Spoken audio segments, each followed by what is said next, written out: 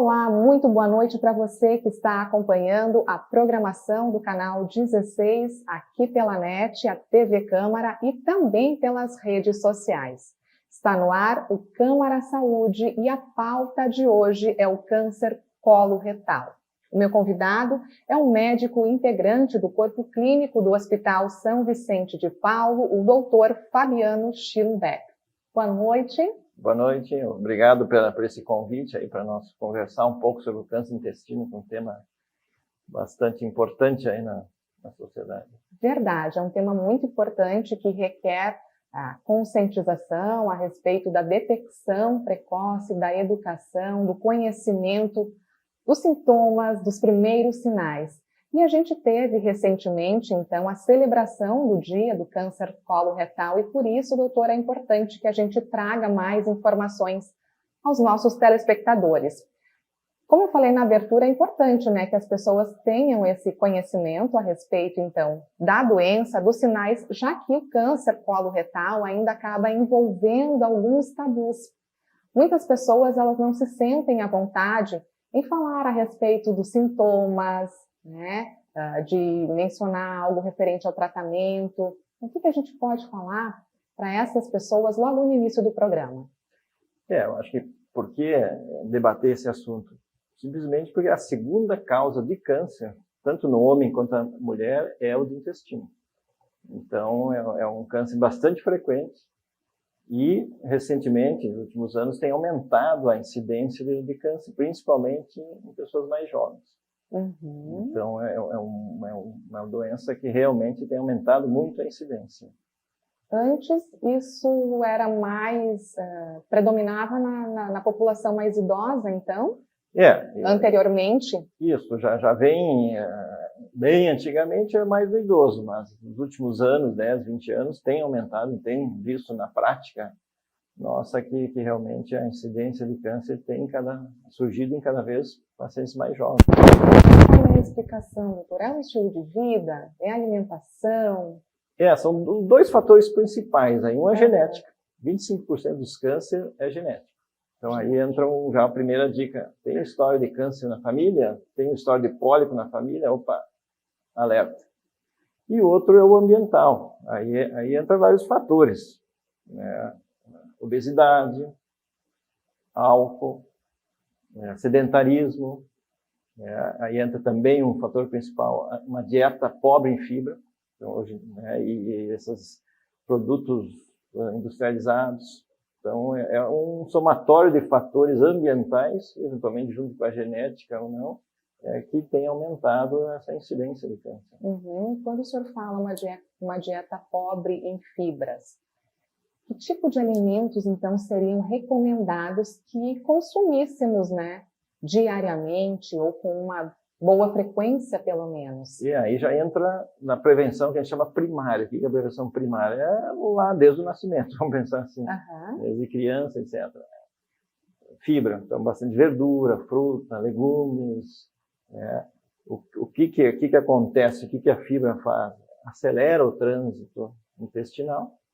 As substâncias, às vezes, que a gente chama de carcinogênicas, que tem o potencial de ajudar na formação do câncer, essa uma das teorias, passaria mais rápido no intestino, diminuindo a chance. Então, quanto mais fibra, quanto melhor o trânsito intestinal, menos chance de pólipo. E o inverso é a atividade física. Nós aqui no Sul, a incidência no Sul, principalmente no Rio Grande do Sul, é maior da incidência no país inteiro, porque aí entra o nosso churrasco, defumado, muita carne.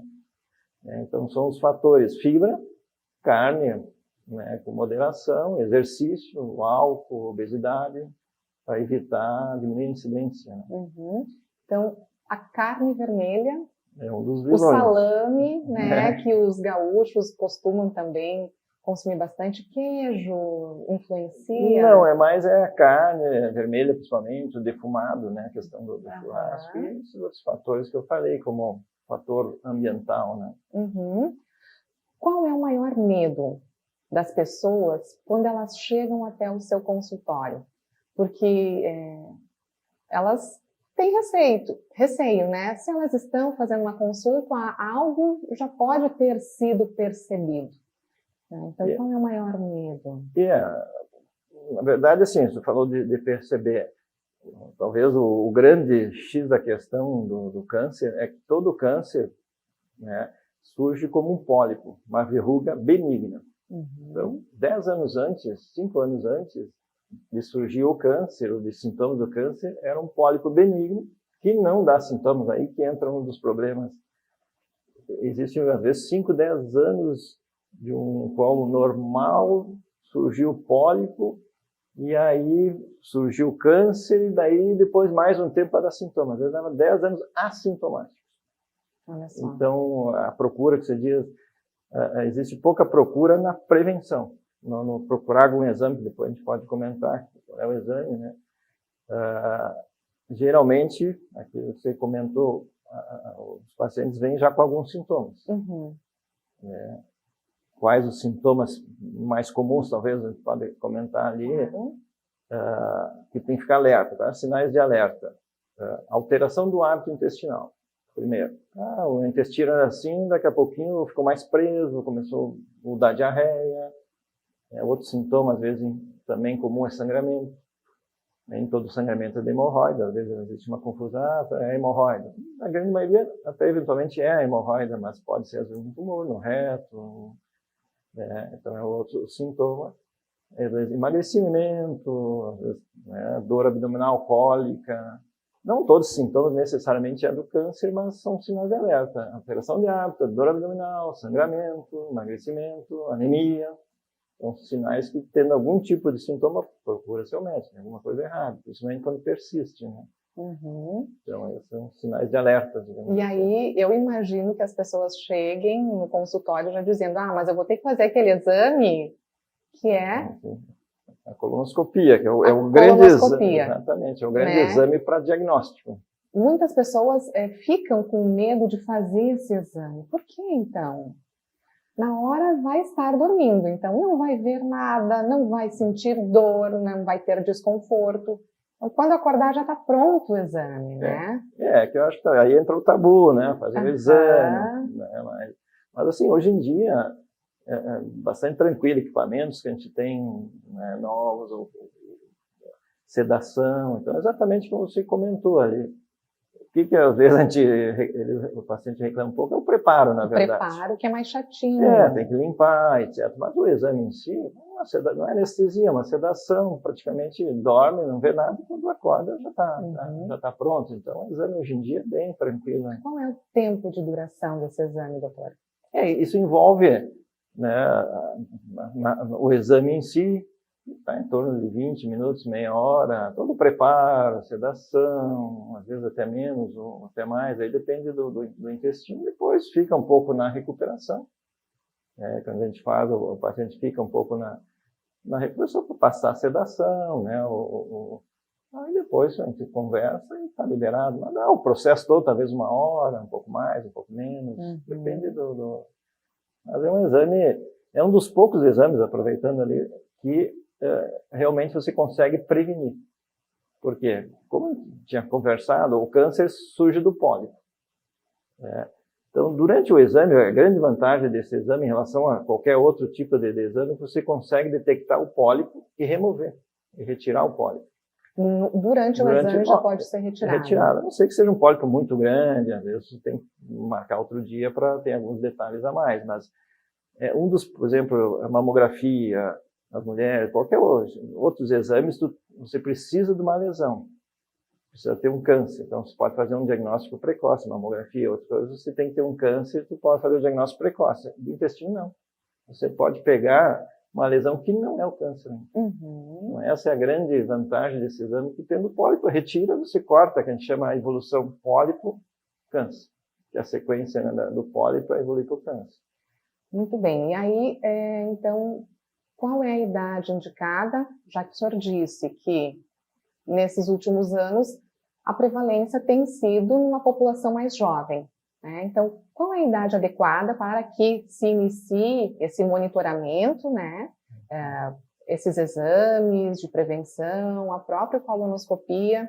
E qual seria o acompanhamento? Então, muito bem, tem algum pólipo, precisa repetir o exame depois de quanto tempo? Ou não foi encontrado pólipo, pode levar mais tempo, então pode ter um período maior entre um exame e outro, que o ideal é que seja feito esse acompanhamento sistematicamente, né? Exatamente. Ali a gente considera dois grupos, assim. Paciente com prevenção assintomático, não tem sintoma nenhum. Lógico, você tem sintomas, vai ter que ir atrás, eventualmente fazer o exame, mas existe esses sintomas que eu falei, né? Mas existe pessoas que não têm nenhum sintomas, né? Aí nós dividimos em dois grupos. Tem história de câncer na família ou não? Não tem história de câncer. Aos 45, era 50 anos, agora 2 anos para cá, 2, 3 anos passou, baixou para 45 anos, ou seja, não tem história de câncer na família, não tem os sintomas, aos 45 anos deveria se começar a primeira colonoscopia.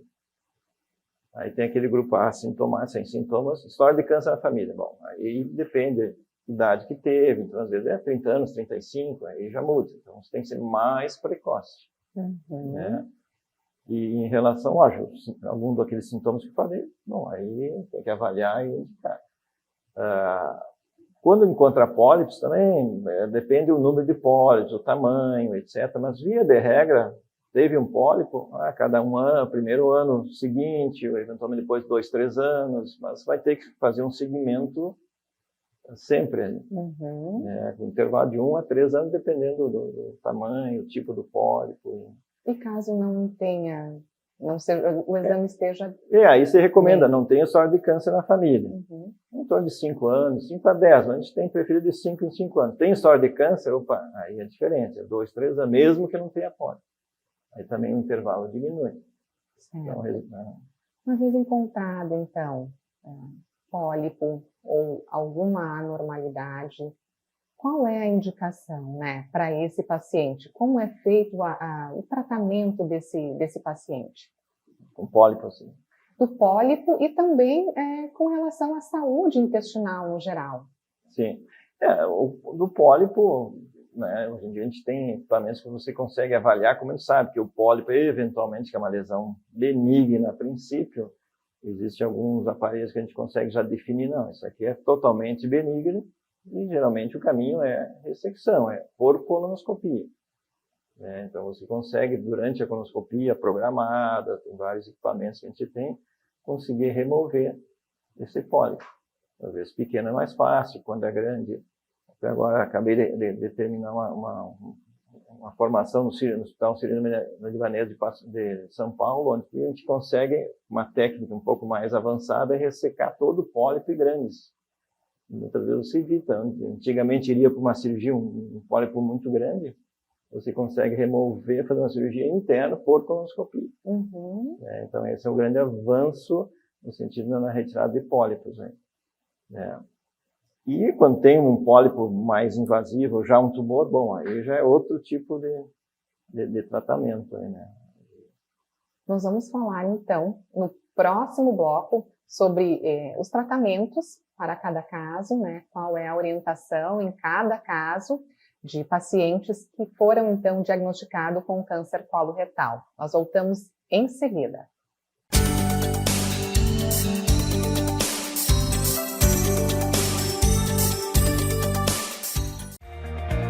O que é importante para você é importante para a Câmara. A Câmara de Vereadores tem compromisso com a comunidade e transparência na gestão. Por isso, debater as necessidades da comunidade faz o trabalho do Legislativo ter muito mais resultados para você. Com participação, as mudanças acontecem e os investimentos geram mais desenvolvimento e garantem um futuro melhor para a nossa cidade. Câmara de Vereadores de Passo Fundo, a casa dos grandes debates.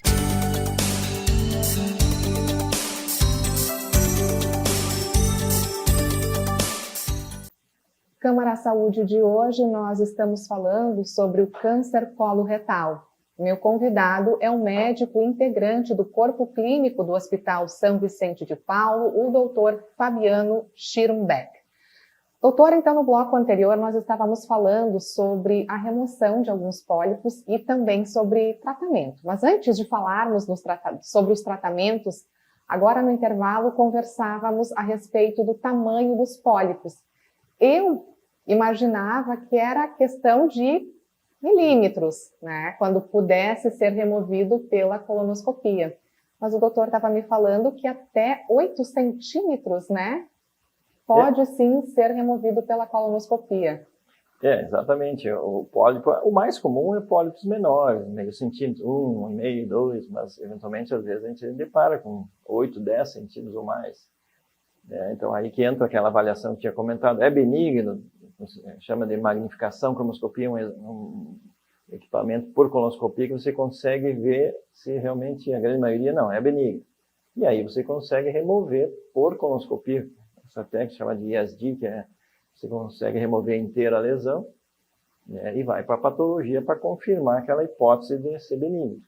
Então, antigamente, ia para a cirurgia, tirar um segmento, etc. Hoje em dia, não. Com esses avanços na colonoscopia terapêutica, que a gente chama, você consegue evitar muita cirurgia. E essa é uma forma de tratamento antes de surgir o câncer. E alguns pólipos, às vezes, também já tem um câncer bem inicial, né, que já seria um câncer, mas com alguns prognósticos, fatores de prognóstico, às vezes só a ressecção por colonoscopia é suficiente. Então, um câncer muito precoce, mesmo num pólipo, você consegue praticamente 98% de cura por colonoscopia, sem precisar da cirurgia. Nesse caso, a recuperação é da mesma forma que o senhor contou no bloco anterior? Ou como acontece? A ressecção por colonoscopia é muito mais tranquilo do que a cirurgia, né? Porque realmente, internamente, o paciente não tem dor, né? A mucosa não tem inervação, não tem, em termos de sensibilidade de dor. Você pode retirar um pólipo de 10 centímetros, não tem dor nenhuma, no pós-operatório, nada. Então, e é muito mais seguro, muito mais tranquilo você remover por colonoscopia do que por cirurgia. Então, realmente, é uma grande vantagem quando é possível, ainda na forma benigna, você remover por colonoscopia. E aí, então, doutor, como fechamos o bloco anterior, quais são os tratamentos para cada caso, né? Para cada paciente? Então, precisa de medicação? Precisa fazer, sim, esse acompanhamento, como o senhor mencionou?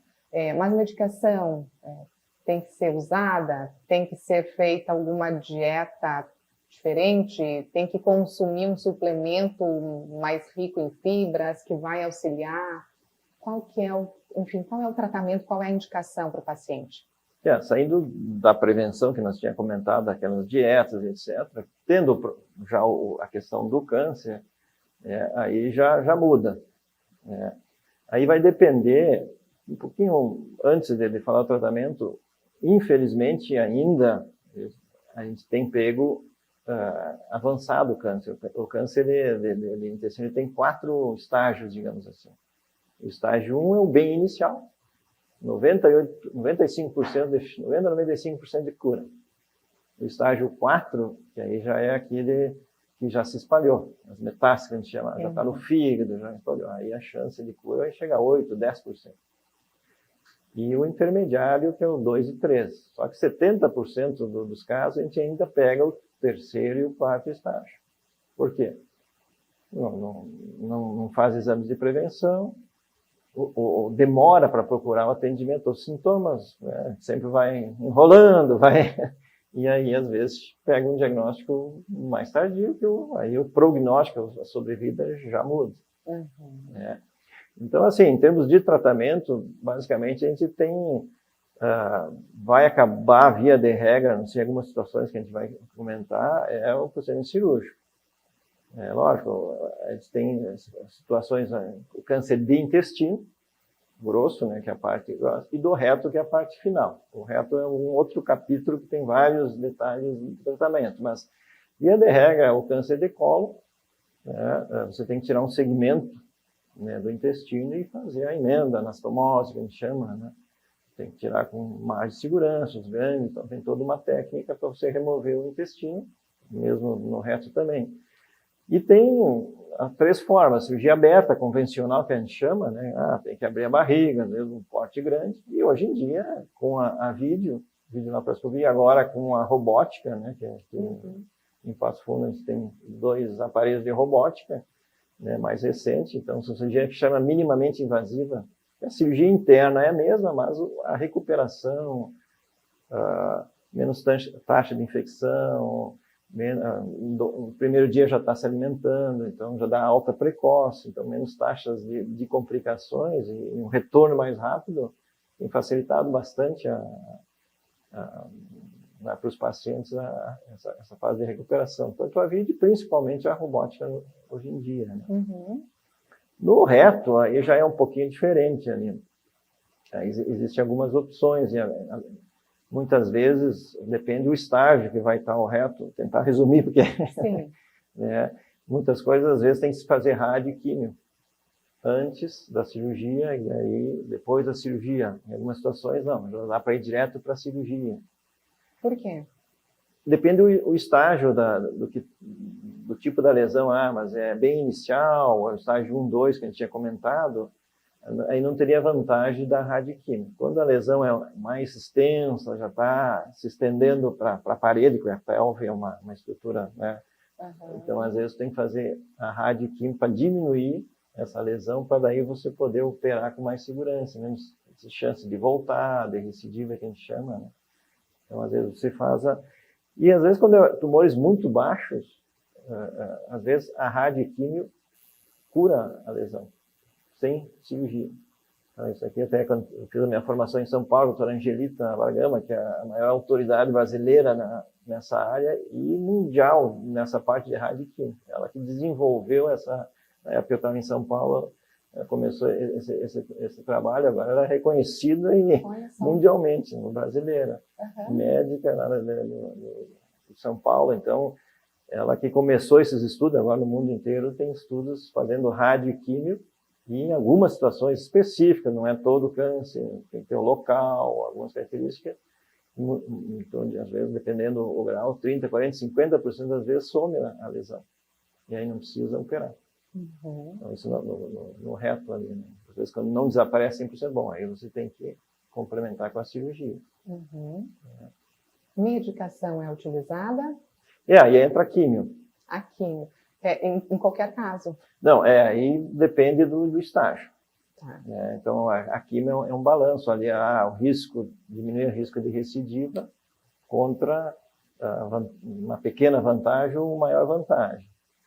Então, geralmente a químio, você utiliza, o oncologista, né, clínico, em casos um pouco mais avançados, estágio 3, 4, como a ideia, ou às vezes na radioquímica associado, nesses casos de reto distal, para diminuir a chance de voltar.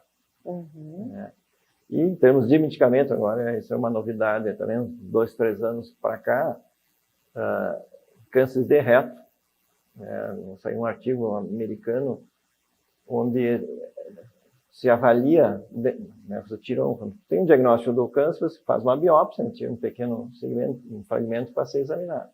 Aí tem um estudo, chama de imunohistoquímica, um estudo mais detalhado do câncer, 5% dos tumores de reto, né, esse estudo mostrou, tendo tal e tal alteração,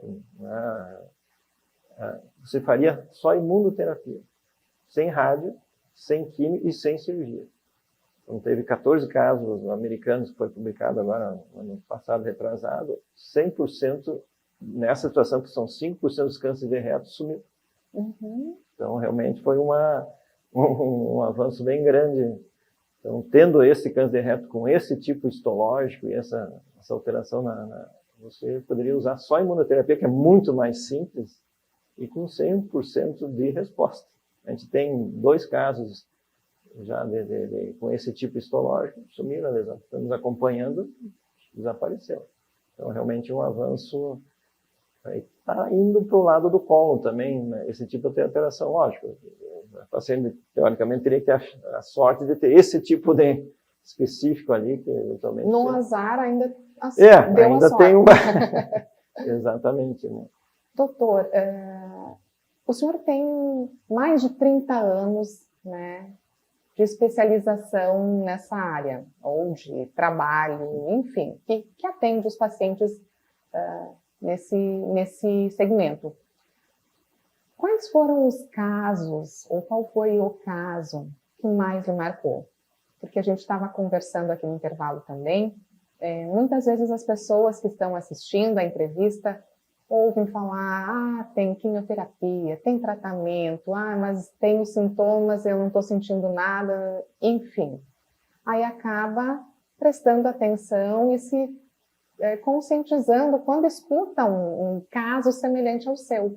Então, por isso que eu queria também que o senhor trouxesse como depoimento, né, 1 ou 2 casos que tenham lhe marcado. Mais de 30 anos que a gente tem trabalhado nessa área, então a gente vê um pouco de tudo. Né? Então, às vezes, o que mais a gente fica gratificante, o paciente também, às vezes, eu acho que ninguém espera. A dificuldade, às vezes, são duas situações assim, que às vezes a gente enfrenta. Né? Não, o paciente não imagina que tem, e aí entra, às vezes, 28 anos, 20 anos, 30 anos, não imagina que tem esse problema, e a satisfação, e também de 90 e poucos anos, a gente operou todas, então, às vezes a chance de você conseguir resolver, curar o paciente, ou dar resolver o problema do paciente, realmente essa satisfação do meu lado, e às vezes do paciente que a gente vê conseguir resolver esse problema que é o câncer, assusta bastante, né? Então, às vezes não é um caso específico, mas às vezes é a relação que a gente fica com o paciente, com a família, o envolvimento todo que a gente... É um tratamento, na verdade, que a gente chama multidisciplinar. É o paciente, é o oncologista, é o radioterapeuta, então é um grupo que a gente tem, chama a equipe multidisciplinar, né, que envolve vários profissionais. Né? Nutricionista também tem que estar atuando junto, exatamente, né? É nutricionista, é estomaterapeuta, que é o que vem das bolsinhas, tal das bolsinhas, né? Fisioterapeuta, é oncologista, então é um envolvimento grande ali. E às vezes é aquela satisfação de tu conseguir fazer a cirurgia bem, vai bem, e o paciente, então, às vezes convida, vamos fazer um churrasco, não sei, a gente vai, então é interessante essa troca que a gente, que é um momento difícil para o paciente, né? Verdade. E até para o senhor, né? Porque às vezes, embora tenha tantos anos de experiência, ainda devem acontecer momentos que, quando o senhor atende, algum paciente vai para casa e fica pensando, né, como é que eu vou chegar nesse estágio, ou, enfim, alguma coisa ou outra de orientação, de direcionamento, também acaba tendo esse envolvimento, né? O mais difícil é exatamente quando você vê que já está um estágio avançado, sabe que de repente não vai conseguir curar, já espalhou, já foi para outro lugar. E aí, como é que faz? Como dar a notícia? Essa é a grande dificuldade, né? E é interessante que às vezes o paciente te pergunta assim diretamente, vou ser curado ou não? Às vezes é uma defesa, lógico, se informa os familiares, todo mundo, vai indo conforme o paciente vai. Mas essa é a maior dificuldade que eu tenho até hoje, no sentido, às vezes, aí que tu fica um pouco mais, né, tu não consegue resolver. E tem casos que, aí que entra tem sintoma, procura. Uma coisa é você tratar um tumor mais inicial, que você tem uma grande chance de cura. Outra é você pegar um estágio já mais avançado. Por isso que nós estamos aqui, exatamente para conversar sobre, né, o que tentar evitar essa situação, que é o mais frequente. Infelizmente, ainda 70% a gente pega fases do meio para frente. Exato. Então, para a gente encerrar o Câmara Saúde de hoje, vamos fazer um apanhado geral aí, a conclusão do programa, né? E um resuminho. Eu diria dieta assim, rica em fibras, evitar o consumo de carne vermelha com tanta frequência, embutidos, exercício físico. Isso, esse é as dicas de dieta, etc. Outro é 45 anos, faça a primeira colonoscopia. Colonoscopia. E outro tem história de câncer, vai antes. E a última, tem sintomas, procura. Procura um médico, qualquer daqueles sintomas que eu falo, procura um médico. Pode não ser nada, mas pode eventualmente ser alguma coisa e já iniciar um tratamento mais precoce. Acho que seria a dieta, a colonoscopia aos 45, tem sintomas, procura. Perfeito. Então, conseguimos fazer um apanhado geral aí sobre o assunto. Espero que tenha sido esclarecedor aos telespectadores. Algo mais a acrescentar, doutor? Não, eu acho que se ficar essas 3 mensagens, tá muito, acho que são as principais aí. Certo. Então, no Câmara Saúde de hoje, eu conversei com o médico coloproctologista, doutor Fabiano Schirmbeck, sobre o câncer coloretal. Doutor, obrigada pela participação. Que bom que o senhor conseguiu abrir uma brechinha, né, na agenda. Sabemos que a agenda dos médicos sempre é bem concorrida, mas importante a gente trazer as informações aos nossos telespectadores. Eu que agradeço aí a oportunidade de um assunto tão importante aí. Agradeço aí. Obrigada, uma ótima noite. E uma ótima noite também a você que acompanhou o Câmara Saúde de hoje. Logo após o bloco de intervalos, nós temos mais programação aqui no canal 16. Fique conosco.